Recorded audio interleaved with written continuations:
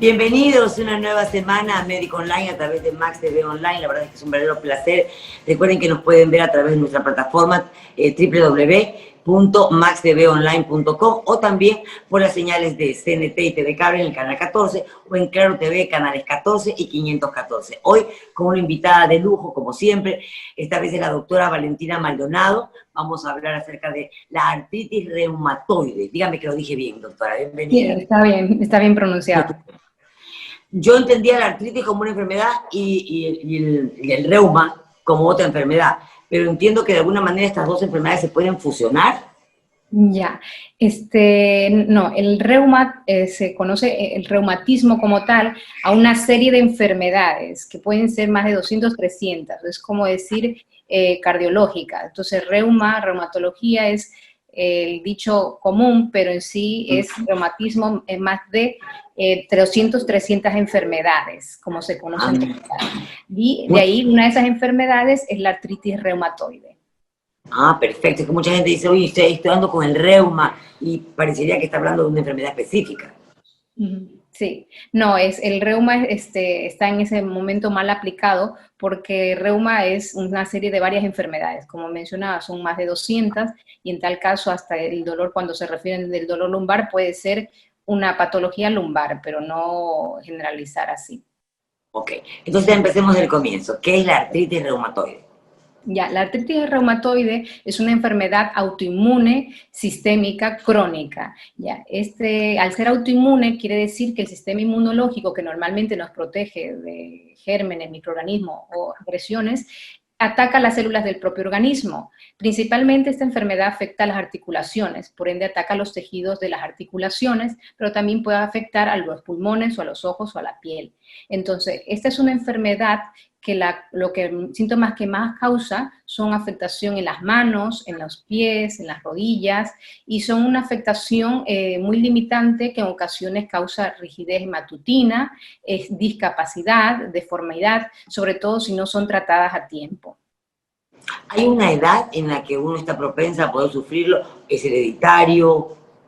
Es una enfermedad que no es hereditaria, pero sí bien influyen muchos factores en su desarrollo, factores medioambientales como el tabaco, que es el que más he estudiado, y también genéticos. Hay pacientes que tienen ya predisposición a desarrollar esta enfermedad. Por ejemplo, los hijos de padres con artritis reumatoide tienen 10% más de probabilidad que la población general en desarrollarla. Asimismo, las edades son más frecuentes de 30, 40, 50 años. Puede desarrollarse en cualquier momento de la edad, desde la juventud hasta los 65, 90 años, pero el rango más frecuente es de 30 a 60 años. Las partes más afectadas son las articulaciones. Sí, la que más afecta y predomina son las articulaciones, sobre todo de las manos, los pies. Se caracteriza por ser poliarticular, quiere decir que afecta a varias articulaciones, a más de 6, pero hay pacientes que pueden debutar con una sola articulación o dos, y después progresivamente irse añadiendo más. Y dependiendo del tipo de artritis reumatoide, algunas son muy agresivas, pues estas pueden llegar inclusive, si no son tratadas, hasta el uso de prótesis, bastones o con discapacidad. ¿Puedo prevenirla? No es una enfermedad que se prevenga como tal, porque es una enfermedad autoinmune con una causa bien conocida, pero sí tener en cuenta los síntomas para tener un diagnóstico precoz. Entonces, generalmente, si esta enfermedad se detecta dentro de los 3 primeros meses, pues existen muchos tratamientos que pueden lograr la remisión de la enfermedad. La remisión quiere decir que el paciente se quede sin síntomas ni analíticamente en los parámetros del laboratorio estén normales. Entiendo que uno de los síntomas obviamente es el dolor, ¿no? Claro, es el dolor, la rigidez matutina, el no poder, por ejemplo, levantarse a primera hora de la mañana, una persona de 40 años y no puede cerrar bien el puño, no puede peinarse, camina como si fuera un robot porque las rodillas las tiene rígidas. Esos son los primeros síntomas que aparecen. Después puede aparecer hinchazón, que se le hinche la articulación como tal, se le ponga roja como tal, y puede ser las muñecas, los dedos de las manos, las rodillas, los codos, los tobillos y los pies. Entonces también esos pacientes pueden tener inclusive hasta febrícula cuando el compromiso es de varias articulaciones, malestar general, inclusive hasta pérdida de peso, pérdida del apetito. ¿Es progresiva?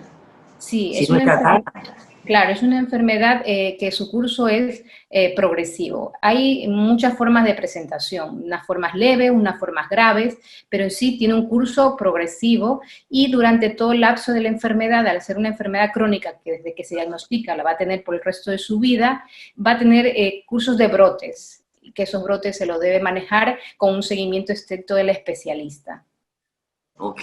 ¿Cuál sería normalmente, por lo general, el tratamiento que se debe utilizar o la vida que uno debe llevar? Supongo yo, ejercicios, no sé. Claro, el tratamiento va enfocado en dos partes, ¿no? La parte farmacológica, los medicamentos que se dan, y también la parte que es un poco más de educación y no farmacológica. En la parte de educación es importante que el paciente conozca su enfermedad, ya que los factores de peor pronóstico en esta enfermedad, uno de los factores es que el paciente no tenga un buen nivel cultural, no conozca su enfermedad.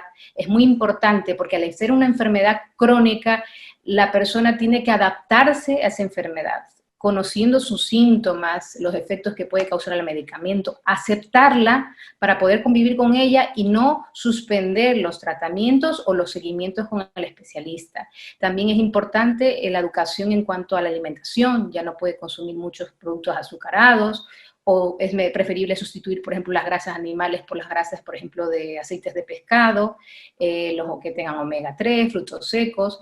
En cuanto a los ejercicios, ya no puede hacer tantos ejercicios de alto impacto, sobre todo en los periodos de inflamación, que está hinchada la articulación, ahí se tiene que guardar reposo, y cuando está en remisión la enfermedad, o sea, sin los síntomas, la persona sí tiene que tener una actividad regular, una actividad aeróbica de bajo moderado impacto, porque es muy importante mantener la salud de las articulaciones y todo lo que compete, lo que está alrededor de las articulaciones, como son los músculos y los tendones, para que pueda llegar a una buena actividad funcional. Y lo que es la parte farmacológica, pues existe mucha variedad de fármacos, desde ya más de 25 años, existe con experiencia de fármacos y cada vez salen más moléculas innovadoras que lo que hacen es detener la progresión de la enfermedad y evitar que destruya la articulación de la enfermedad y el paciente tenga una mejor calidad de vida. Lo que no podría pasar o no debería pasar es automedicarnos con antiinflamatorios nosotros, ¿no? Claro, no, no se debe automedicar con un antiinflamatorio, es recomendable cuando ya presente esos síntomas, como le decía, más de 6 semanas o menos de 6 semanas, acudir a un médico especialista en reumatología para que él determine, porque aparte la artritis, no solo, los síntomas que les mencioné no solo pertenecen a la artritis reumatoide, también los puede tener otras enfermedades autoinmunes también inflamatorias. Entonces es muy importante que antes de automedicarse, pues lo valore el especialista y determine si realmente es la enfermedad o es otra y pueda tratar a tiempo. Eso es lo que siempre los reumatólogos hacemos con esta enfermedad y hacemos mucho hincapié es en el diagnóstico precoz de la enfermedad, porque eso cambia muchísimo el curso de la evolución de la enfermedad. Pacientes cuando ya pasan 2 años llegan a la consulta ya con mucha limitación y discapacidad. Ya no pueden tener un trabajo a tiempo completo. No pueden hacer actividades que normalmente a su edad podrían hacer, inclusive dependen de terceras personas, gente en una edad media de 40 a 50 años. Correcto. No me cuente más, vamos a hacer un pequeño corte y enseguida regresamos y estamos con la doctora Valentina Maldonado, estamos hablando de la artritis reumatoide, no se vayan.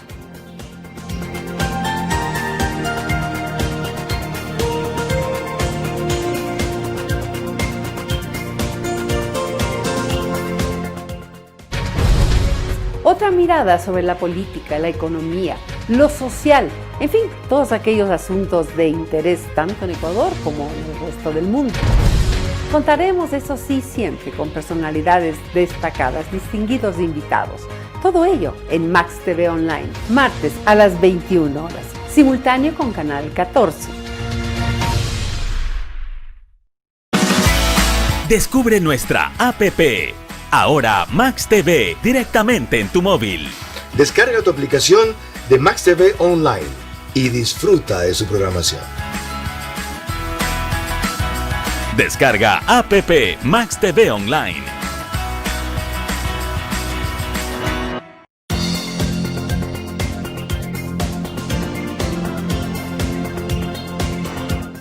Continuamos en Médico Online por Max TV Online. Les recordamos que estamos en el canal 14, tanto en CNT como en TV Cable, y en Claro TV nos encuentran en canal 14 y 514. Nos acompaña la doctora Valentina Maldonado y hablamos de la artritis reumatoide. Estábamos justamente entrando ya al tema del tratamiento, la doctora nos explicaba, y mucha atención con el tema del uso de los antiinflamatorios, que es muy común que la gente se automedique y siente un pequeño alivio, pero entiendo que este pequeño alivio, que es momentáneo, dejará de funcionar con ese mismo antiinflamatorio porque debe haber seguramente alguna escala de medicamentos para tratarlo, ¿o no? Claro, generalmente en la artritis reumatoide el uso de antiinflamatorios generalmente se queda muy corto, entonces existen muchos más medicamentos, como lo mencionabas, que van en forma escalonada, en pasos, primera línea de tratamiento, segunda línea de tratamiento, tercera línea de tratamiento. Entonces, como es una inflamación severa que puede causar el daño en el cartílago, en la articulación, pues se requieren medicamentos que tengan una acción más potente antiinflamatoria, pero siempre esos medicamentos, inclusive incluyen los corticoides, sobre todo estos, siempre tienen que ser medicados por un especialista, porque los corticoides inclusive a veces se prescriben de forma libre, a veces sin receta.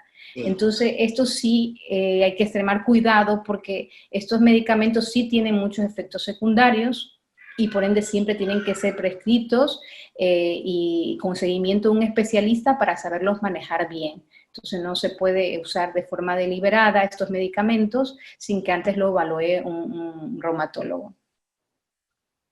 ¿Qué pasa con el calor? ¿Es aconsejable o no colocarse cuando estás en el momento agudo de dolor? Si la articulación está inflamada, inclusive más se recomienda compresas frías, porque la articulación está hinchada. Está roja, hinchada.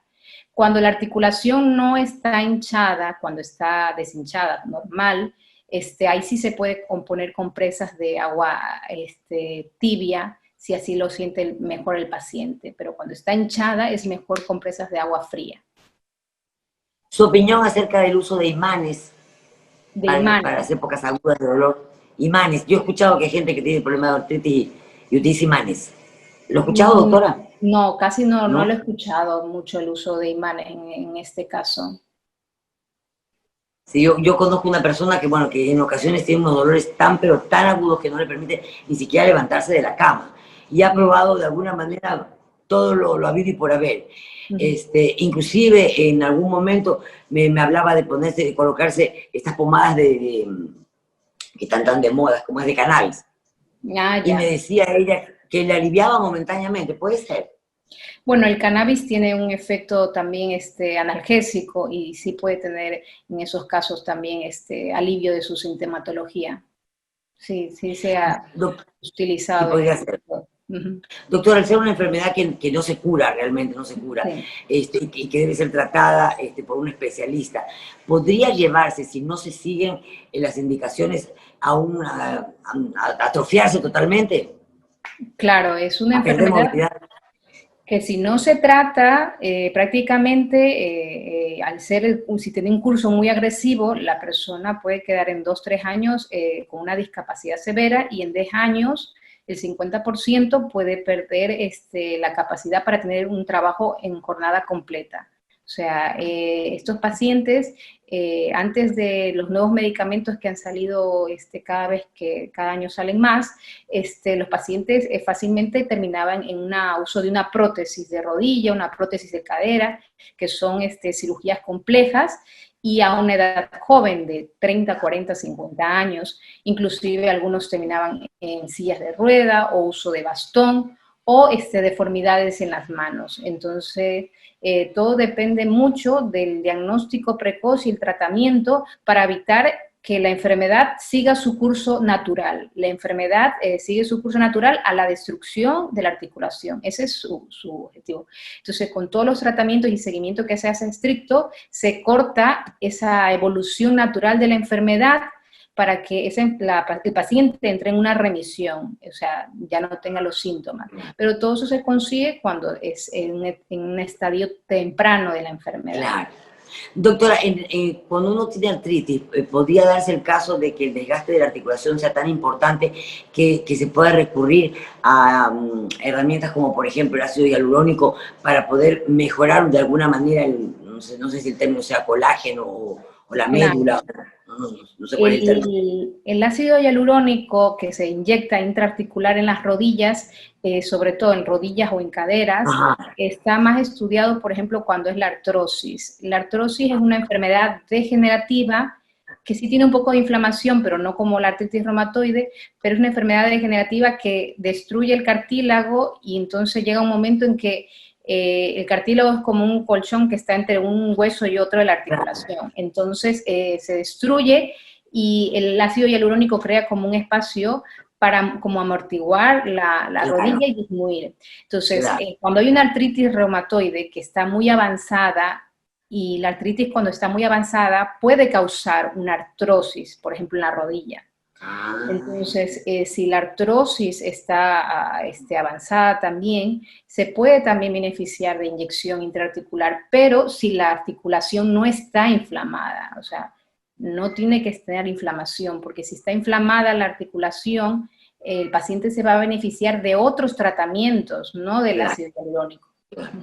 Un poco ya para cerrar, doctora, me gustaría saber, ¿existe algún tipo de estadística en Ecuador cuántos casos más o menos existen de personas que padezcan esta enfermedad? Sí, la prevalencia de esta enfermedad a nivel mundial varía de acuerdo a la población. Igual es una enfermedad de distribución mundial, del 0.3% al 1%, y hay estadísticas que hay, por ejemplo, en poblaciones de México, 2.5%. En Ecuador sí se han hecho estudios de prevalencia, y la prevalencia va del 0.8 a 0.9%, que serían un aproximado de más de 140.000 personas con esta enfermedad.